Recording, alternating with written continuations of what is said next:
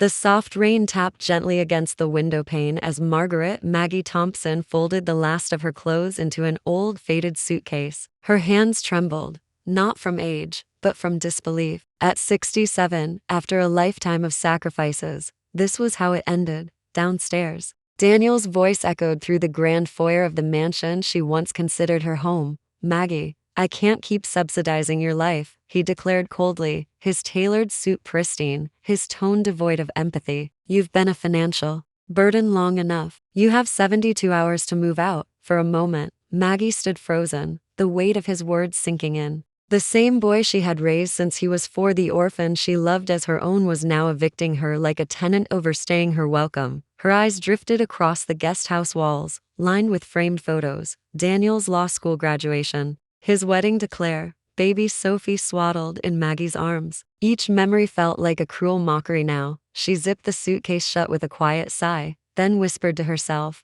"They always underestimated me." A faint smile curved her lips, subtle but determined. They didn't know. Nobody did. The secret she had kept buried for years was about to change everything. The rain outside blended with the soft hum of the city as Maggie sat on the motel bed, the starlight in peeling wallpaper a stark contrast to the marble floors of Daniel's mansion. Her tired eyes drifted to the old photograph in her hand. A much younger Maggie holding a curly-haired little boy in front of a tiny brick house. The boy was Daniel, barely 4, his eyes wide with confusion, clinging to her as if she were his entire world. Back then, she remembered that day vividly. The funeral, her sister's sudden passing in a car accident. Daniel left with no one but her. She had choices then. A prestigious medical research scholarship at Johns Hopkins, years of hard work finally paying off. But when the social worker asked, "Will you take him? Otherwise, he'll go into the system," there was never really a choice. Maggie sold her childhood home, took double nursing shifts, let go of dreams of labs and breakthroughs to hold on to a promise. Daniel would have a better life. She saw herself, 25, bleary-eyed on night shifts, the stinging smell of antiseptic, skipping meals to save, watching Daniel sleep in second-hand pajamas, never once letting him feel the weight of their struggles. And she did it all. Every scraped knee patched, every school project helped, every tuition bill paid, even his Ivy League education, the mortgage on his house hers, in truth all built on her sacrifices. Yet now, in his eyes, she was nothing more than a financial burden. The bitterness lingered at the edges of her thoughts, but beneath it, something steadier simmered, not regret, but quiet pride. They thought she was weak, forgotten, disposable, but they had no idea what she was capable of and what was coming next.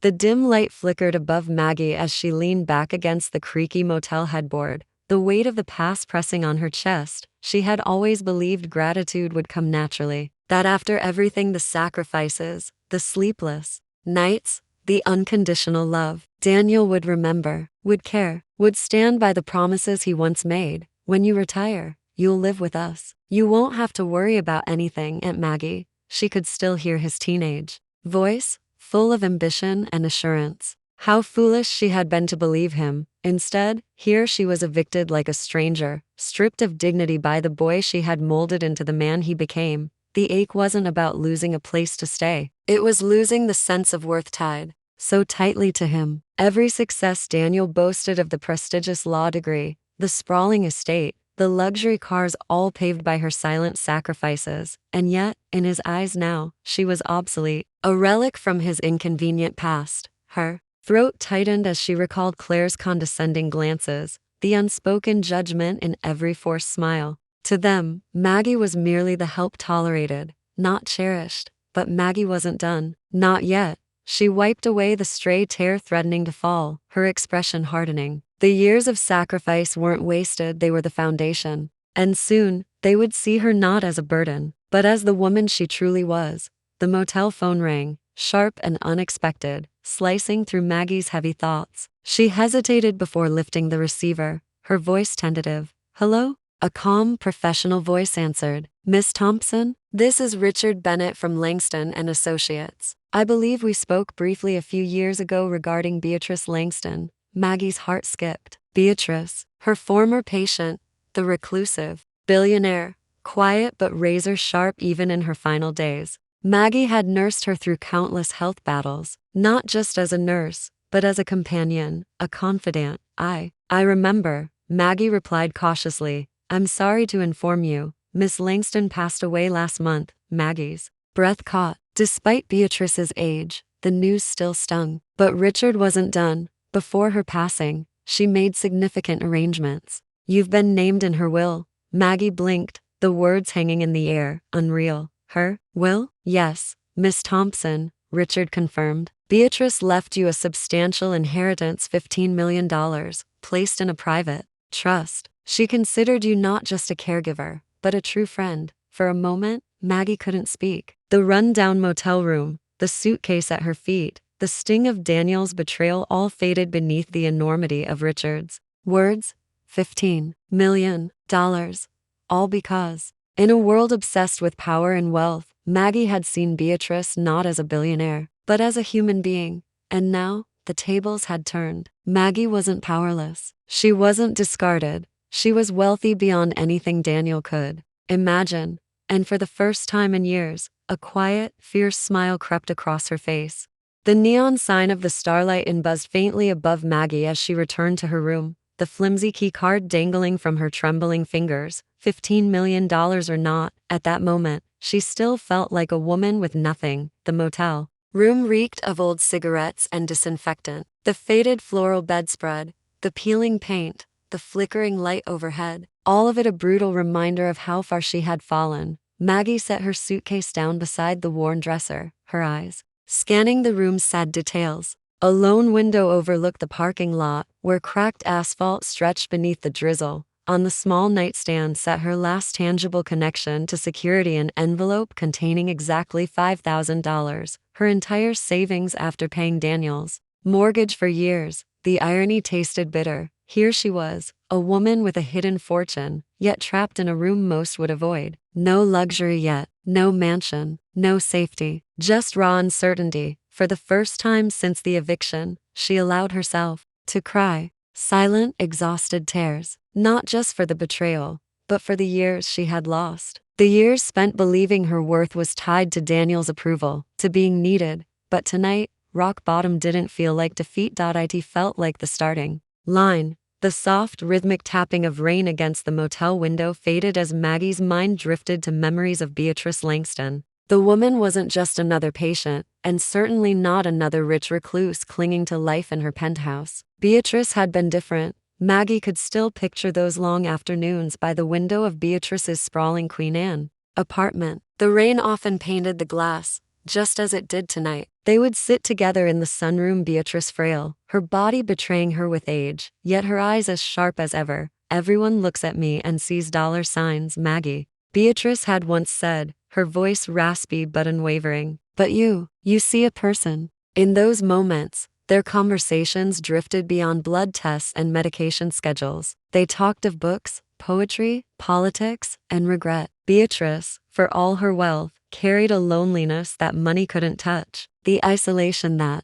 came with privilege was thick, and Maggie, without realizing, had been her lifeline to the world beyond gated estates and financial advisors. The bond they formed was quiet but profound. When Beatrice's health declined rapidly that final year, Maggie stayed longer after shifts, sometimes simply holding her hand as the city lights twinkled below. Maggie recalled the chessboard that sat between them most evenings. The pieces, worn with use, carried their own history. Beatrice was ruthless on the board, a strategic mind honed over decades of boardroom battles. Yet when Maggie won rare, but satisfying, Beatrice would only smile, eyes gleaming with something that felt suspiciously like pride. And now, even after death, Beatrice had made her final move. The $15 million inheritance wasn't just about money. It was a message, a final thank you. A subtle reminder that kindness had value, even in a world where worth was too often measured in stock portfolios and square footage. As Maggie lay back on the motel bed,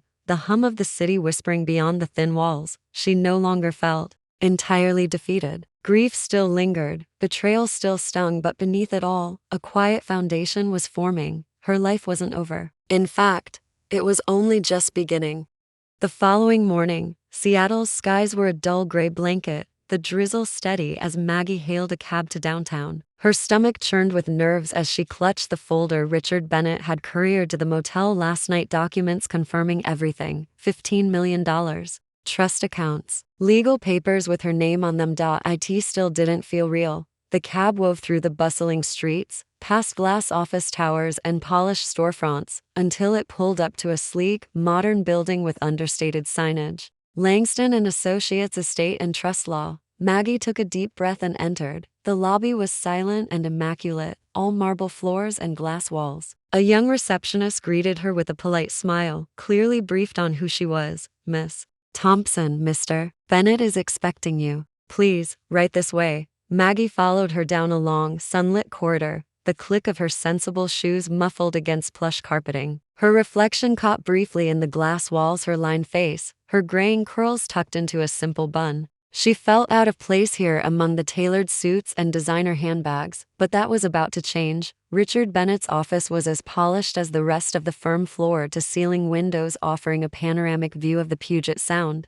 Sleek black furniture, shelves lined with legal tomes and framed degrees. Richard himself stood as she entered, tall, in his 50s, with sharp blue eyes and silver at his temples. His handshake was firm, his expression professional but not unkind. Miss Thompson, he greeted, motioning for her to sit. I'm sorry we meet under these circumstances, but I believe Beatrice would be pleased. Maggie sat stiffly, gripping her purse. I still don't understand. Why me? Richard smiled faintly, opening a leather-bound folder. Beatrice left a detailed statement in her will. She called you, quote, the only person who treated me like a human being, not a walking bank account. He slid the folder toward her, revealing documents she could barely comprehend. Trust funds, investment portfolios, property listings. It's all legally sound, Richard assured. The trust is structured to protect your assets. You'll receive access to liquid funds immediately, with financial advisors available to assist.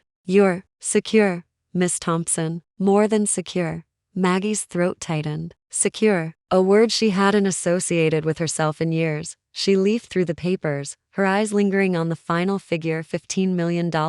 Real, tangible. Hers. Richard cleared his throat gently. Given your current living arrangements, I'd recommend we relocate you immediately to something more appropriate. The Four Seasons has a suite prepared. Should you accept? For a moment, Maggie hesitated. It felt excessive, unfamiliar. But then Daniel's words echoed in her mind. You're a burden, no more. She nodded firmly. Yes, I accept. It didn't take long. Barely 24 hours after Richard's call, the news of Maggie's unexpected inheritance began to ripple through the social circles of Seattle's elite. Beatrice Langston's passing had made the headlines, but it was the name of the mysterious, middle-class woman in her will that stirred real curiosity. And Daniel Carter, always with one ear tuned to whispers of influence and opportunity, heard. Quickly, the call came as Maggie sat by the floor-to-ceiling windows of her new Four Seasons suite, the city sprawling beneath her like a glittering map. Her phone buzzed, the screen flashing a familiar name. Daniel. Her stomach clenched, but she answered, voice steady. Hello, Aunt Maggie. Daniel's voice was syrupy with false concern, the polished lawyer's tone he used to charm juries. I just heard about Beatrice. I'm so sorry. You must be devastated. Maggie let the silence stretch, sensing the performance behind his words. His pauses were too calculated, his sympathy too polished. I was, she replied simply, watching the rain bead on the glass. She was a good friend. Another pause. Daniel recalibrated, switching tactics. Listen, I also heard. Well, there's talk about her estate. That she left you something? There it was, subtle, but transparent. Maggie almost smiled. How thoughtful of you to ask. She deflected lightly. But you know how rumors are. Daniel chuckled, nervously, pressing further. Come on, Aunt Maggie, we're family. If you need help managing things, I know excellent financial advisors. Estate law can be tricky. His words dripped with practiced charm, but Maggie heard the calculation. Beneath them, the same boy who once sobbed in her arms now saw her as an asset to manipulate, a financial burden no more. Now, a walking opportunity. I'll manage, Maggie replied coolly. But thank you for your concern. The line went quiet for a beat too long before Daniel recovered. Of course, of course. Well, we should get dinner soon. Catch up. Let me know. Maggie ended the call with a polite, empty promise. As the phone clicked silent, she exhaled slowly, shoulders relaxing. She knew this wasn't the last she'd hear from him, not by a long shot, but for the first time in decades, she held the upper hand, and she wasn't about to give it back. The elevator glided silently to the top floors of the Four Seasons Seattle, its interior lined with polished mahogany and soft golden lighting. Maggie caught a glimpse of herself in the mirrored doors, still in her simple, modest clothes, but something had shifted. Her posture was straighter, her eyes steadier. As the doors slid open, a young woman with a sleek uniform and a warm, genuine smile greeted her. "Miss Thompson, welcome. My name's Mia. I'll be your personal concierge during your stay. Please, let me show you to your suite." Maggie followed Mia down the plush carpeted corridor, her footsteps muffled, the scent of fresh flowers lingering faintly in the air. The world outside the dingy motel, Daniel's cold dismissal, felt miles away. The suite was nothing short of breathtaking. Floor-to-ceiling windows framed an unobstructed view of Elliott Bay, the sun peeking through silver clouds, casting a soft glow over the harbor. The room itself was decorated in muted creams and deep blues, all understated elegance. A spacious living area with modern furnishings, fresh orchids on the marble table, a separate bedroom with a king-size bed dressed in crisp linens. Maggie stood still, absorbing it all. "It's beautiful," she whispered. Mia smiled gently. "You deserve it." Those 3 words nearly unraveled Maggie. For so long, everything in her life had revolved around what others deserved: Daniel's education, his future, his home. But this space, this comfort, this peace, it was hers. Not given by Daniel, not contingent on anyone's approval. Hers. Mia handed her a sleek folder. "Room service is available 24 hours. The spa and pool are on the 10th floor. If there's anything you need, anything at all, just call me." Maggie nodded, her voice soft but firm. "Thank you, Mia." When the door finally clicked shut behind her, Maggie wandered to the window, sinking into a velvet armchair. Below, the city buzzed with life. Ferries cut across the water, their white wakes trailing behind like ribbons. For the first time in what felt like forever, she allowed herself to breathe deeply. This wasn't just a temporary escape. It was the first step, the first quiet, undeniable reminder. She was allowed to start over, and she intended to do exactly that.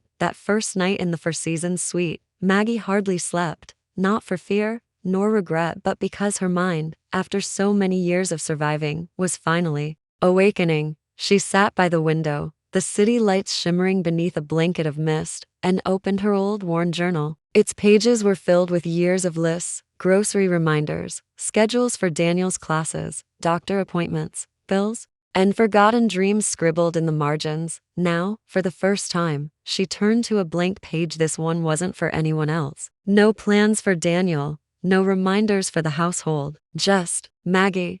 The pen hovered over the paper, uncertainty creeping in. Who am I, if not his caretaker? She had been so many things: a nurse, a surrogate mother, a quiet provider. But for decades, her worth had been measured by what she gave: her money, her time, her love. She had been invisible beneath other people's ambitions. But now, Maggie pressed the pen to the page. "I am not just what I gave away. I am who remains." The words surprised her with their steadiness. The truth of them echoed in her chest. She began to write small, hesitant at first. Her sacrifices, her fears, her quiet, stubborn pride. The truth she had buried under years of selflessness. For hours, the ink flowed, spilling decades of unspoken emotions onto the page. By sunrise, Maggie closed the journal, her heart lighter than it had been in years. She wasn't a burden. She wasn't a discarded old woman living off scraps of gratitude. She was a survivor, a woman with $15 million and, more importantly, 15 million reasons to reclaim her life. And for the first time, she resolved not to live for others, but to live for herself. The following afternoon, the rain had finally eased into a light mist as Maggie made her way to a discreet, glass-fronted office building in Belltown. Unlike the intimidating law firm from the day before, this place exuded quiet efficiency, understated wealth, not loud displays of power. Inside, a tall woman in her early 40s greeted her with a firm handshake and a warm smile. "Miss Thompson, I'm Laura Kendrick. Please, call me Laura. It's an honor to meet you, and don't worry, This process is designed to be empowering, not overwhelming. Maggie appreciated the directness. For once, someone wasn't speaking down to her. Laura's office was surprisingly cozy, sleek shelves lined with books, tasteful artwork, and a small espresso machine humming quietly in the corner. On her desk sat a slim laptop and a neat stack of folders, Maggie's name printed clearly on the top. As they sat, Laura began, "First, let me assure you, your trust is airtight." Beatrice Langston was meticulous. "You have access to significant liquid assets, approximately $750,000 annually from diversified investments. The principal is protected and growing. You won't need to touch the bulk unless you choose to." Maggie's eyes widened. 750 every year? Laura chuckled softly. "Yes, ma'am. And that's a conservative estimate." The weight of it hit her financial freedom beyond anything she'd imagined. No more worrying about bills, retirement, or relying on anyone's goodwill. Laura leaned in, her tone professional yet kind. "What matters now, Miss Thompson, is what you want. Housing, philanthropy, travel, education. You have the resources to design your life, not survive it." For a moment, Maggie was overwhelmed. The possibilities felt endless, almost dizzying. But then, clarity settled in. She wanted security. She wanted purpose. And maybe, for the first time, a little adventure. Maggie straightened in her seat, her voice steady. "I want to find a real home, not a guest house, my own space. And I want to figure out how to use this gift to help others, but smartly, thoughtfully." Laura smiled, a genuine respect shining in her eyes. "That's an excellent start." And for the first time, Maggie truly believed it. It had been years since Maggie looked at real estate listings with any hope of ownership. For most of her adult life, homes were places she maintained for others. Daniel's house, rental apartments, spare rooms in relatives' homes. She had always existed on the edges, careful not to take up too much space. But this time was different. Laura Kendrick, true to her word, had arranged for a highly recommended real estate agent to assist Maggie. Diane Foster, a sharp, approachable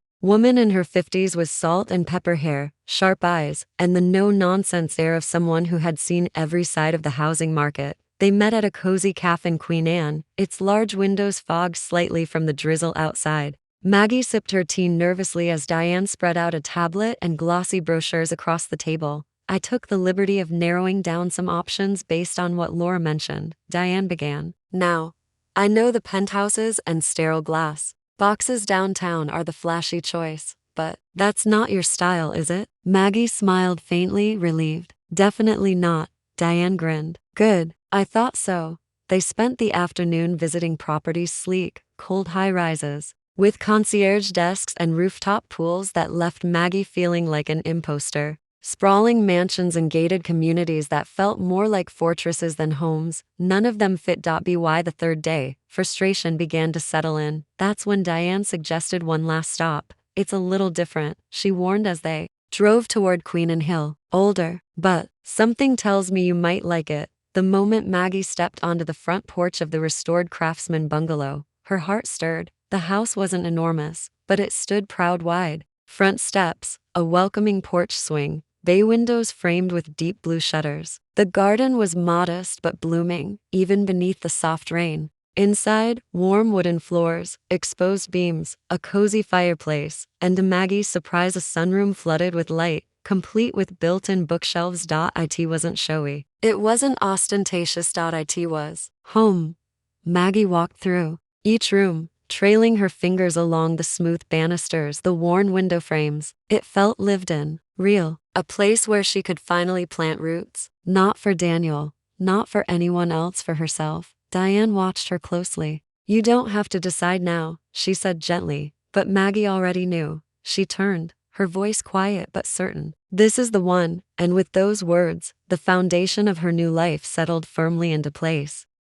Across town, in the pristine, angular lines of Daniel Carter's mansion, 19-year-old Sophie Carter stood in her father's home office, sifting through an old storage box marked House Docs. It wasn't snooping, not entirely. Her mother, Claire, had asked her to find the original floor plans for their upcoming remodel. But as Sophie dug through the dusty files, something curious caught her eye. A a faded manila folder, yellowed with age, with handwriting on the tab that she recognized instantly. Margaret Thompson, Aunt Maggie, frowning. Sophie opened it.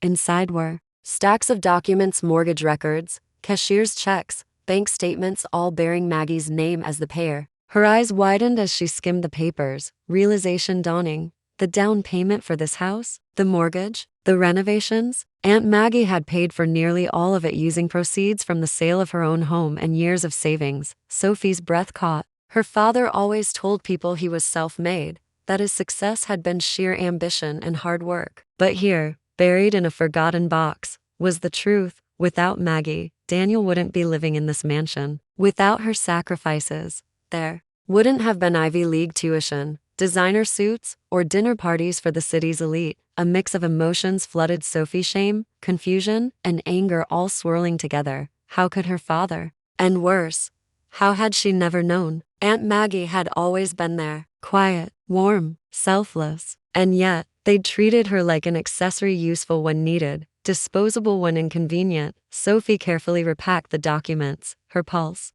racing. She couldn't ignore this. Not now.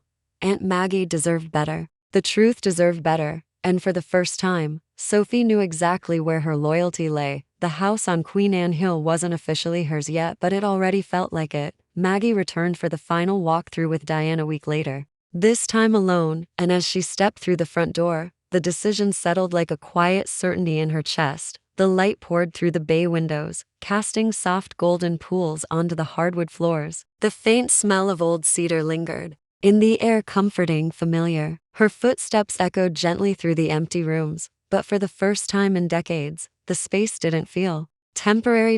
In the cozy living room, the stone fireplace waited patiently for its first fire of the season. The sunroom, lined with floor-to-ceiling bookshelves, overlooked a modest garden blooming with hydrangeas and roses. Slightly wild, slightly overgrown, perfectly imperfect. Maggie ran her fingers along the worn banister of the staircase, her touch lingering on the familiar textures of aged wood. Upstairs, the master bedroom offered a quiet sanctuary, with slop ceilings and a reading nook nestled by the window. The guest room soon, she thought, for Sophie, if she ever wanted to visit, was small but bright. Every corner whispered possibility. But more importantly, it whispered belonging. When Diane reappeared beside her, clipboard in hand, Maggie didn't hesitate. "I want it," she said simply. Diane smiled, unsurprised. "It suits you." The paperwork was a mere formality. Laura Kendrick had already insured everything: the trust fund, the financing, the legal protections was ready. No one, not Daniel, not anyone, could lay claim to this house with its creaky floorboards, blooming garden, and quiet strength, wasn't just a home. It was her fortress, her declaration of independence. As Maggie stood in the sunroom, sunlight warming her face, she allowed herself to dream. Dinner parties with new friends, quiet mornings with coffee by the window, books lining the shelves, laughter filling the halls. For the first time, the future wasn't frightening. It was hers. Within days of finalizing the purchase of her new home, Maggie found herself sitting across from yet another professional. But this meeting, perhaps more than any other, would cement the walls of protection she so desperately needed. Victoria Hayes was everything one expected from a top-tier estate attorney. Impeccably dressed, confident, sharp-eyed, but beneath her polished exterior, Maggie sensed a practical compassion. The kind of woman who had spent her career entangling family betrayals and shielding the vulnerable. The law office overlooked the Seattle skyline, minimalist in design but heavy with quiet authority. Victoria tapped her pen thoughtfully against the thick legal file in front of her. "So, Miss Thompson," she began, "the most important thing we need to do now is ensure your assets, particularly your new home and the Langston Trust, are completely insulated from unwanted influence." Maggie understood the subtext. "From Daniel," Victoria continued, her tone measured but firm. "Given your history, I strongly recommend revising your will immediately. We'll remove Mr. Carter as a beneficiary entirely. Additionally, we can place your assets into a living trust, managed by independent fiduciaries." Maggie hesitated only for a moment, the old guilt surfacing, the decades of selflessness, of always putting Daniel first. But those years were gone. She nodded. "Do it." Victoria smiled approvingly. Excellent. And one more thing. She flipped through a section of documents. Regarding the Carter estate, the house you paid for, though the deed is in Daniel's name, we have grounds to file a resulting trust claim. Maggie frowned. What? In short, Victoria explained, we can legally demonstrate that despite the deed, the financial contributions came entirely from you. That establishes your equitable interest in the property. If successful, Daniel would be required to either compensate you or sell the house. The weight of it hit Maggie. After years of invisible sacrifices, her contributions, her worth would finally be acknowledged in black and white. It wasn't about revenge. It was about dignity, and Maggie was done living without it. She met Victoria's gaze, steady and unflinching. File the claim. Victoria's smile deepened. I thought you might say that. As Maggie signed the documents, each stroke of her pen felt like stitching together the fabric of her new life, fortified, untouchable, and for the first time, hers alone. The legal notice arrived at Daniel's office a week later, delivered by a sharp-dressed process server who left no room for misunderstanding. Within hours, Daniel was on the phone with his attorneys, his voice sharp with disbelief and indignation. A resulting trust claim from Maggie. It didn't take him long to piece together the timeline, the inheritance, the sudden independence,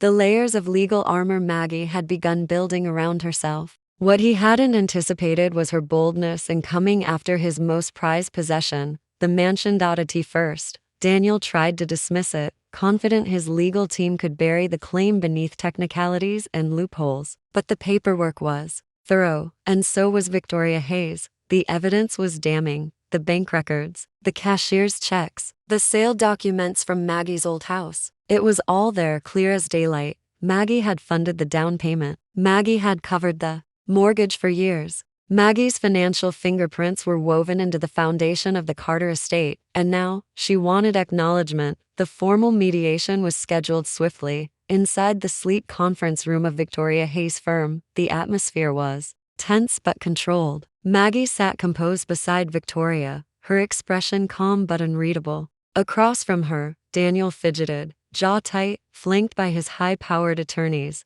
The mediator, a neutral third party, outlined the situation succinctly. The legal grounds for Maggie's claim were solid. If they couldn't reach an agreement privately, it would go to court, and the resulting publicity, especially considering Daniel's polished public image, would be damaging. For the first time, Daniel's arrogance faltered. Victoria leaned forward, her voice precise. Our offer is simple. A formal, notarized acknowledgement of Miss Thompson's financial contributions, compensation equal to her invested amount plus interest, and a binding agreement preventing further dispute. Daniel's eyes flicked to Maggie, his aunt, the woman who had raised him, the woman he had dismissed as weak, dependent, expendable. But she didn't look weak now. She looked resolute. The room was silent for a long moment before Daniel finally spoke, his voice clipped. Fine, draft the document. Maggie exhaled quietly, not with triumph, but with quiet relief. This wasn't revenge. It was closure. Her sacrifices were no longer invisible. They were on record, and her independence, untouchable. The late afternoon sun cast a golden glow over Queen Anne Hill as Sophie Carter climbed the steps to her Aunt Maggie's new home. The bungalow stood proud, framed by blooming hydrangeas and the soft hum of wind chimes swaying on the porch. Sophie hesitated for a moment, clutching the old manila folder to her chest, the folder of mortgage documents, proof of Maggie's silent sacrifices buried for years. She rang the doorbell, her heart racing. When the door opened, Maggie's eyes widened in surprise but softened almost instantly when she saw Sophie. Sophie, Maggie's voice was tinged with emotion. What are you? Without waiting for an invitation, Sophie stepped forward and hugged her tightly. I'm sorry, Sophie whispered, her voice cracking. I didn't know any of it. They sat together in the sunlit kitchen, the scent of tea and fresh pastries filling the air as Sophie laid out the documents. Maggie listened quietly, her hands resting gently on the table, her expression unreadable as Sophie spoke about the mortgage payments, the down payment, the years of financial support hidden behind Daniel's narrative of self-made success. When Sophie finished, her cheeks flushed with anger and shame, Maggie simply reached across the table and took her hand. It's not your fault, Maggie said softly. You weren't supposed to know. But I should have, Sophie insisted, tears brimming in her eyes. We all should have. You gave up everything for him. For us? Maggie smiled faintly, brushing a strand of hair from Sophie's face. Not everything. I still have myself. And now, she gestured toward the cozy bungalow, the garden blooming outside. I finally have my life back. Sophie's eyes shone with admiration and something else. Determination. I've decided, she said quietly. I'm not going into PR like Mom wants. I'm applying to nursing school. Maggie's breath caught. Nursing? Sophie nodded. You saved lives. You gave people hope. You matter. I want to do that too. For the first time since this entire ordeal began, Maggie's heart swelled with something deeper than pride. Legacy. The past couldn't be undone. But the future? It could be rewritten. And in Sophie, Maggie saw the first line of that new story. The scheduled mediation was meant to be brief, but Maggie had one last thing she needed to settle, not in court, not through attorneys but face to face. She requested a private meeting with Daniel, without lawyers, without mediators, just the two of them, like family should have been. They met in a quiet room at Victoria Hayes' firm. Neutral ground, no power plays, no grand offices to intimidate. Daniel arrived first, his posture stiff, his jaw clenched, the weight of his public image now feeling more like a noose than armor. When Maggie entered, her calm presence immediately softened the air, but her gaze remained steady, unapologetic, unflinching. She sat across from him, folded her hands neatly on the table, and spoke before he could. I don't want your apology, she said softly, her voice firm but not cruel. I don't need you to pretend you've suddenly grown a conscience. Daniel blinked, slightly thrown off. Then, why are we here? I want acknowledgement, Maggie said, her eyes locking onto his. Not in secret, not as a footnote. I want it in writing that the house you built your life on, my money paid for it. His lips parted, ready to argue, but Maggie held up a hand, silencing him. I don't want the house, she continued. I don't want to uproot your family, but I will file for public litigation if I have to. And the headlines? The optics? They'll follow you for the rest of your career. The threat hung in the air, not out of vengeance, but out of certainty. Maggie had been underestimated for so long that Daniel still hadn't adjusted to this new reality. She wasn't bluffing. Daniel's shoulders sagged, the fight draining from him. He was cornered, and he knew it. Fine, he exhaled, reaching for the draft agreement Victoria had prepared. I'll sign. You'll have your acknowledgement. Maggie nodded, a soft sadness brushing the edges of her victory. This was never about the money, Daniel, she said quietly, watching him scribble his signature. It was about being seen. He didn't answer. Perhaps he didn't know how. When the papers were signed, Daniel stood, straightened his cuffs, and paused, as if expecting Maggie to say something more, some last invitation to repair what was broken. But Maggie simply gathered the documents, thanked him, and walked out. She didn't need to hear more. She had what mattered. She had herself. The official document was delivered to Maggie's new home 2 days later, a thick envelope bearing the insignia of Daniel's law firm. Maggie sat at her sunroom desk, the afternoon light streaming through the windows, casting golden patterns across the papers as she carefully reviewed every word. It was all there, in precise legal language. The undersigned, Daniel Carter, acknowledges and affirms that the purchase and mortgage payments of the property located at address were made possible through the financial contributions of Margaret Thompson. Without her investment and sacrifice, said property would not have been attainable, a public record, an irrefutable truth. For decades, her role in Daniel's success had been hidden, dismissed, even denied. But now, it was written, filed, archived, immovable. Maggie exhaled slowly, a quiet wave of validation washing over her. It wasn't about revenge. It wasn't about forcing gratitude from an unwilling heart. It was about facts. It was about setting the record straight, not just for herself but for Sophie, for anyone who believed they had to stay invisible to be worthy. She tucked the document neatly into her filing cabinet, alongside the deed to her new home, the trust papers, the nursing scholarship proposal that Laura had helped her draft. Each piece of paper represented a brick in the foundation of her reclaimed life. Later that evening, as Maggie stood in her garden, the cool breeze carrying the scent of roses and fresh earth, she allowed herself a rare smile. Daniel could keep his mansion, his polished career, his carefully curated image. Maggie had something better. she had peace, she had truth, and finally, she had her name written where it belonged in her own story. A month after the property dispute was finally settled, Maggie stood in front of the towering glass building that housed the Beatrice Langston Foundation. The name etched in silver across the marble facade glinted beneath the Seattle sun. For years, she had walked past places like this, never imagining she could belong inside. But today, she wasn't walking past. She was walking in.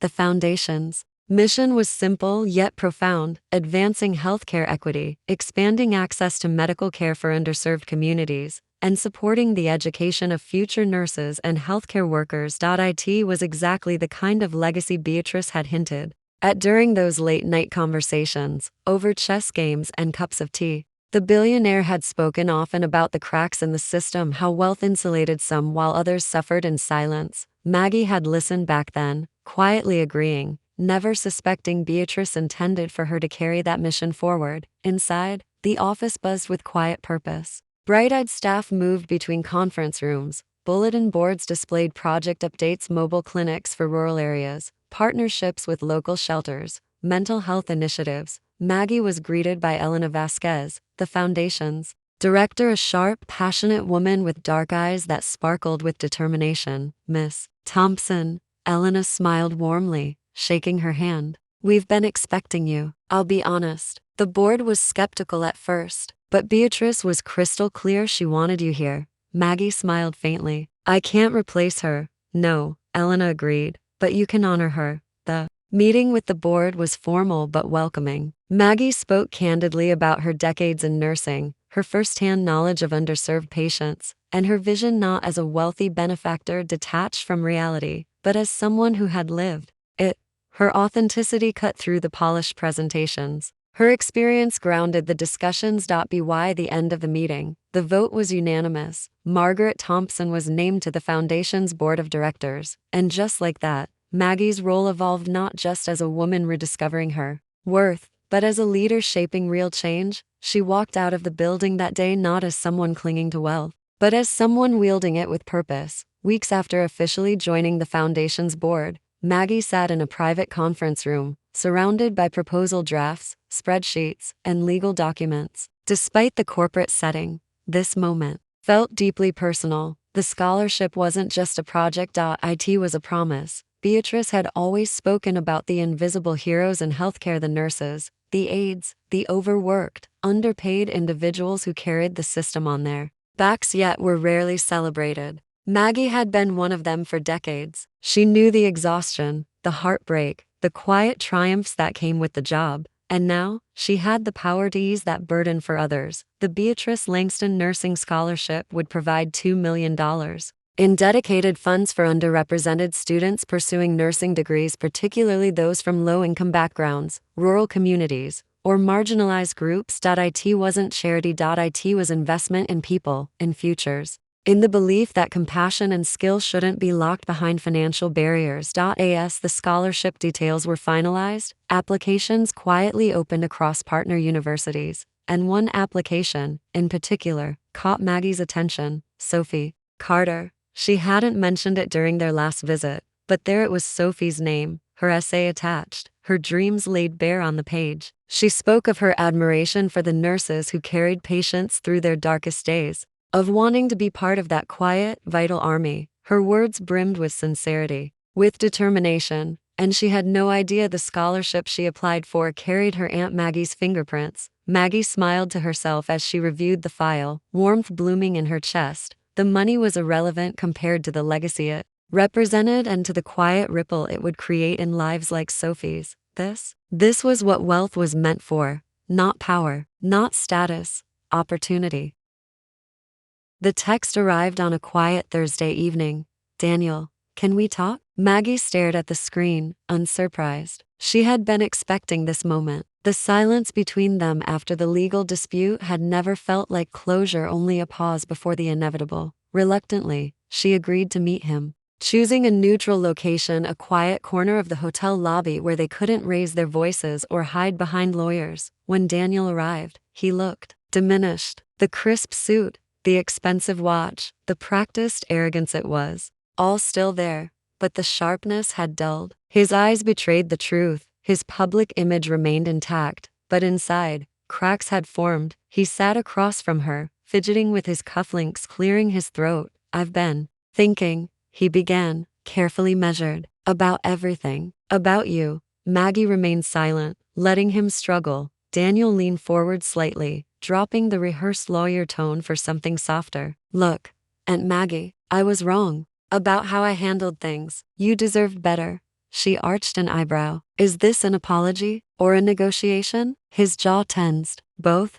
Maggie let him continue, watching him unravel the offer with all the charm he could muster. "I want us to fix this," Daniel said. "I've found a condo downtown, secure, luxury building. It's yours, no strings. We can move past all this. Family, you know?" Maggie understood the unspoken terms beneath the polished words. "I'll give you a condo if you share the money." It wasn't love. It wasn't reconciliation. It was strategy. A last-ditch effort to regain some control, to tether himself to her resources. Maggie leaned back, her expression calm but resolute. "I already have a home," she said softly, "and I already have peace. I don't need your condo, and I don't need your version of family." Daniel's face darkened, the rejection stinging more than he expected. "This isn't over," he muttered under his breath. Maggie smiled gently, the power dynamic unmistakably reversed. "For me, it is."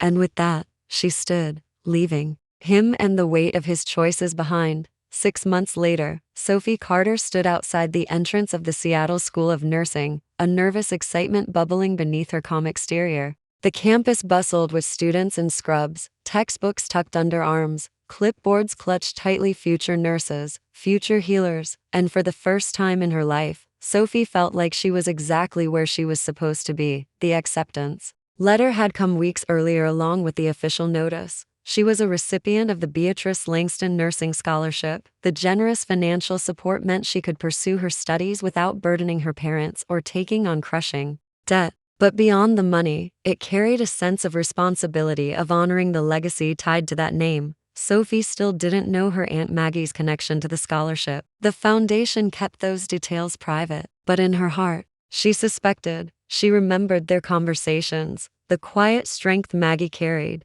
the sacrifices finally brought to light. The house in Queen Anne blooming with roses, a symbol of independence hard-earned. Sophie's decision to pursue nursing hadn't been well received at home. Claire was livid, seeing it as a step down from the glamorous world of public relations. Daniel, stung by pride and wounded ego, had barely spoken to her since. But Sophie didn't waver. Her first week of classes was grueling: anatomy labs, late-night study groups, clinical rotations shadowing experienced nurses in crowded emergency rooms. But through every challenge, every moment of doubt, she thought of Maggie, of resilience, of quiet power. And with each passing day, Sophie transformed. Gone was the naive, sheltered daughter of wealth. In her place stood a young woman carving her own path. One injection, one chart, one patient at a time. And though Maggie rarely said it aloud, watching Sophie grow into herself filled her with a pride that no acknowledgement from Daniel could ever match.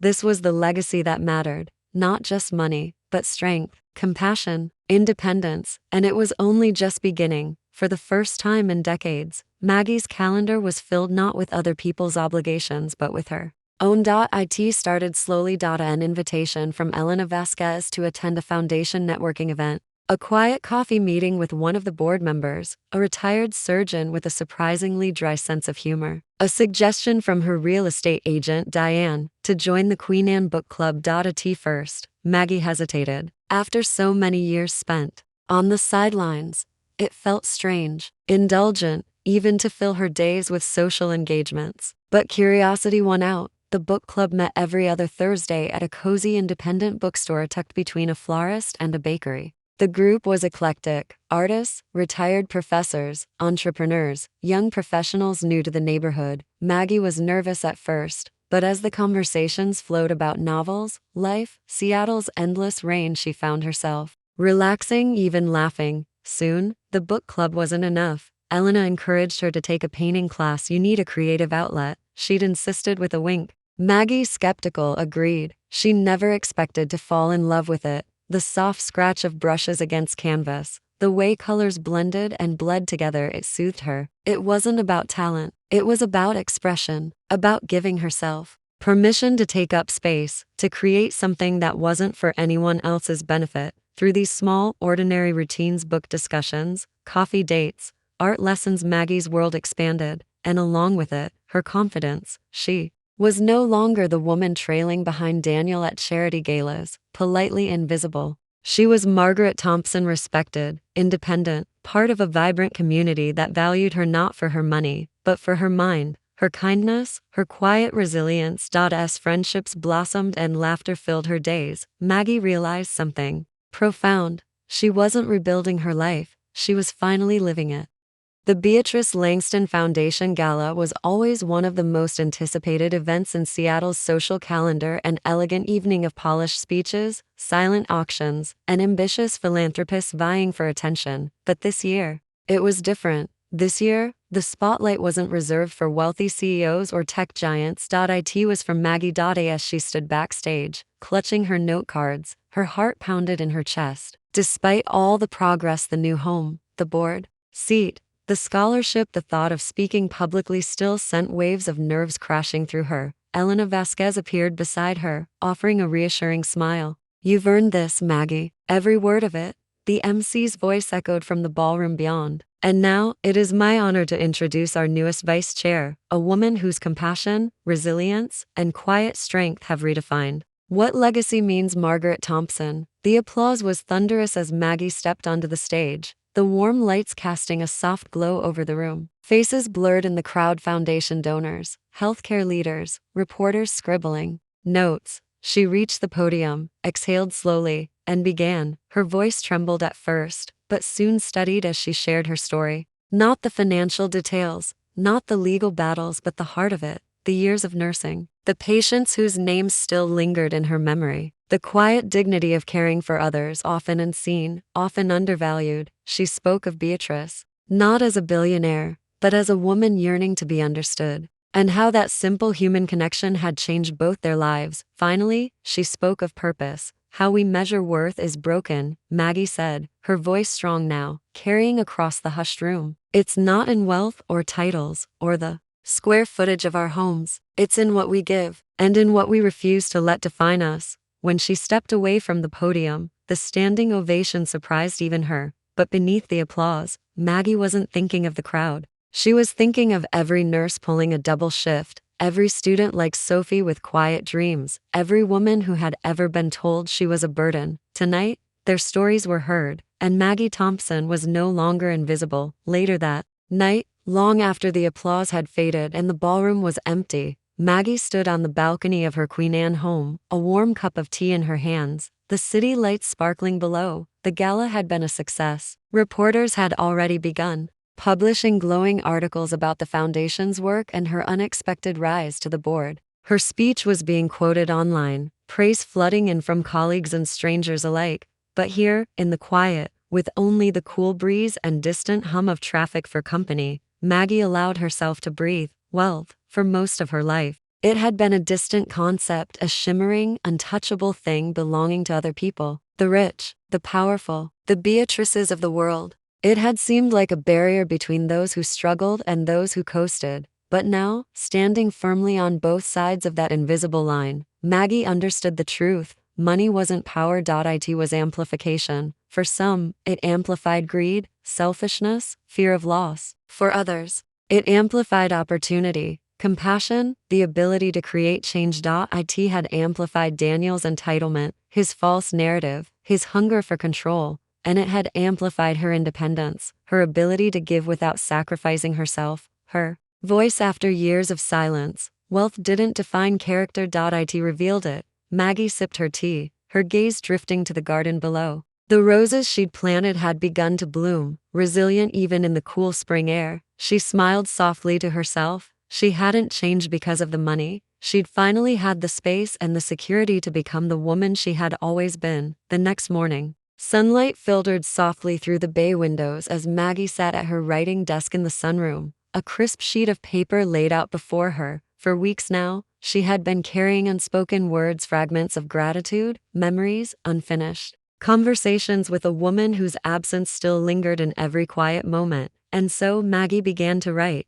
Dear Beatrice, I never expected to write this letter, never expected I'd have reason to. But then again, you always did have a way of surprising me, didn't you? It's hard to explain what your gift has truly meant. Not just the money though. Yes, I won't lie, the security is life-changing. But it's more than that. You saw me.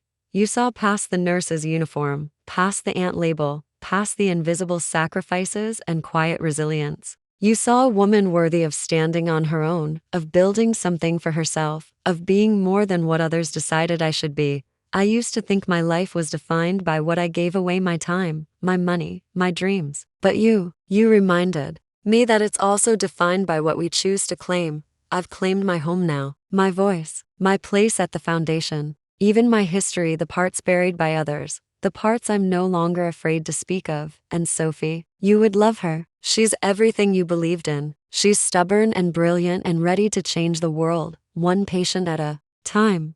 I wish you were here to see it all, to see that your quiet generosity, your faith in me, has rippled far beyond what either of us could have imagined. Thank you, Beatrice, for the trust, for the friendship, for the quiet push to finally live. For myself, wherever you are, I hope you're smiling. With gratitude, Maggie folded the letter neatly, tucking it into a small box she kept by the window, a box filled with small tokens of memory, photos, keepsakes, reminders of how far she had come. And though Beatrice could never read the words, Maggie felt them settle in her heart. The past wasn't gone. It was woven into every step forward, while Maggie quietly built a life of purpose. The consequences of Daniel's choices began to ripple through his carefully constructed world. It started subtly hushed conversations at networking events, polite smiles that didn't quite reach the eyes, invitations that once arrived effortlessly. Now, missing. Then came the headlines. Local business journals picked up the story first, a brief but damaging piece outlining the resulting trust claim, Maggie's legal acknowledgement, and whispers about Daniel's inflated narrative of self-made success. The story snowballed. Colleagues, clients, even his law firm's partners began to ask questions, uncomfortable, pointed questions, about integrity, about transparency, about how a man who boasted of building his empire alone had, in fact, been propped up by the sacrifices of the very woman he cast aside. The public wasn't outraged, not yet, but the cracks in Daniel's image widened with each news cycle. Inside his home, the tension was worse. Claire, always driven by status and optics, was furious. Their once idyllic household simmered with resentment. Sophie's decision to pursue nursing and her unwavering closeness to Maggie only deepened the rift. Daniel's professional network shrank. Speaking engagements were quietly canceled. High-profile clients expressed concerns. For the first